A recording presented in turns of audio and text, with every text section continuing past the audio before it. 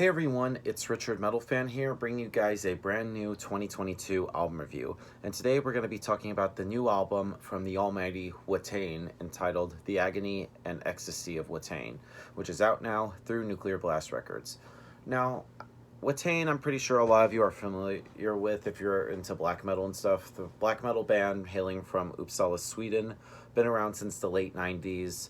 And Watain, in my opinion, are one of my all-time favorite black metal bands, especially in the Swedish black metal scene. Along with them, Dark Funeral and Marduk, and probably a couple other bands I don't even know are Swedish, but yeah.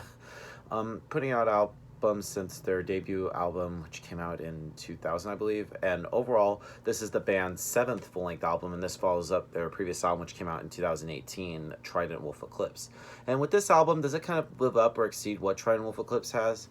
In my honest opinion, I think it definitely has. I think Watain, in my opinion, is an underrated band in black metal. Period. I mean, a lot of people know them, but I really think they should be up there with like the legends, like with Emperor and Mayhem and bands like that.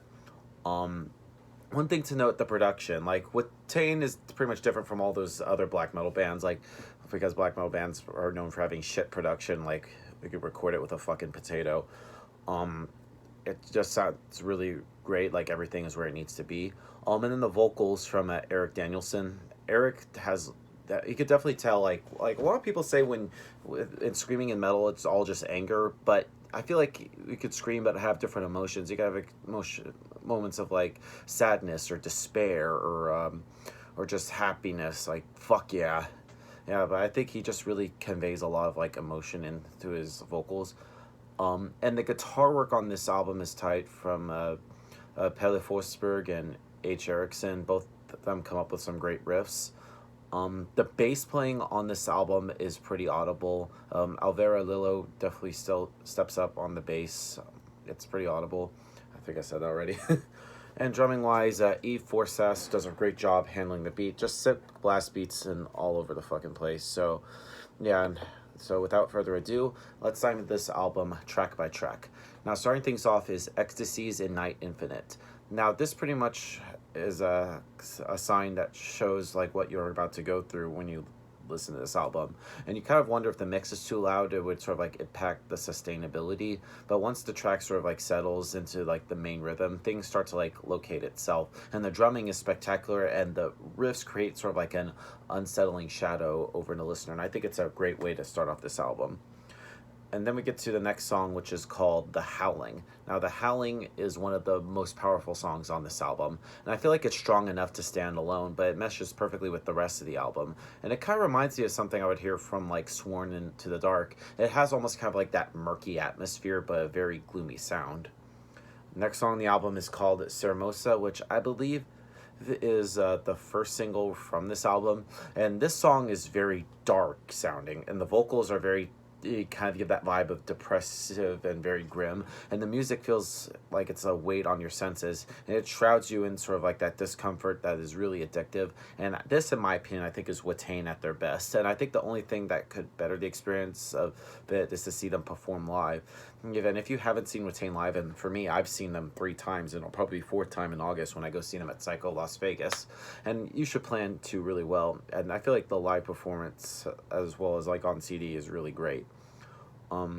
Next up is Black Cunt. Now, Black Cunt is pretty much where you can get, it sort of like carries this Stygian name for pretty much the band's kind of like black metal where P and H sort of like take the lead with their really great riffs and solos.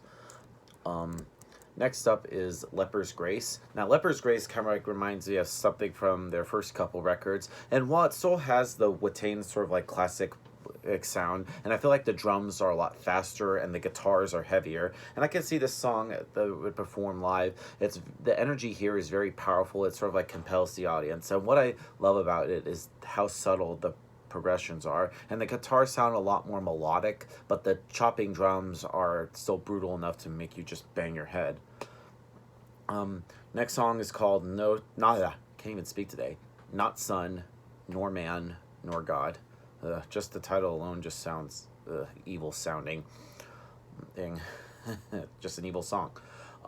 Next up is Before the Cataclysm. Now, this is another great song. It has a riff in the middle that feels like similar traditional metal with a really classy solo, but this song is still bookcased by the more familiar black metal song taught by Eric's distinct vocals. It is another aspect of Watain that makes them such a very unique and interesting band, especially in black metal. Next up is We Remain. Now, this pretty much shows a different aspect of Watain while keeping the blackened spirit alive. It has a very slow pace to it, and it creates a lot of emotions and an atmosphere that is more intense with like a lot of the high speed tracks offer. And this also, what surprises me is the female vocals, which has a singer called Farida Lemouchi from a band called The Devil's Blood. And I feel like, in my opinion, is the real highlight of this album. It's driven by a slow and steady beat, and the tune sort of like evolves into an anthem, and it proves that black metal is more than just speed and high pace, and the atmosphere and darkened energy of this song just comes right from the hellfire here, and it's like listening to the song while the gates of hell open. It just consumes everything all around it. Next up is Funeral Winter, and pretty much like the name, the riffing here kind of gives that fast and cold with no punches being pulled here, and I feel like this is the fall. Interesting that this song is the slowest track. It just comes like it just hits you in the head at 1,000,000 miles an hour. And then we close things out with the last song called Sempentrion. Now this, I feel like, is a heavier song than the others on this album. I feel like they saved it for the best for last. And the beginning of the song, the guitars sound very dreary, giving the classic Watain atmosphere, and towards the end it becomes more forceful and pounding drums and faster guitars, and I feel like it's a perfect way to close this album. Now, overall, the Agony and Ecstasy of Watain is a really pretty good album. So to give this album a score, I'm going to give this album a solid 8.5 out of 10. So yeah, that's my review of the new Watain album, guys. Let me know in the comments what you guys think about it, and I'll see you all in the next video. And as always, keep it metal.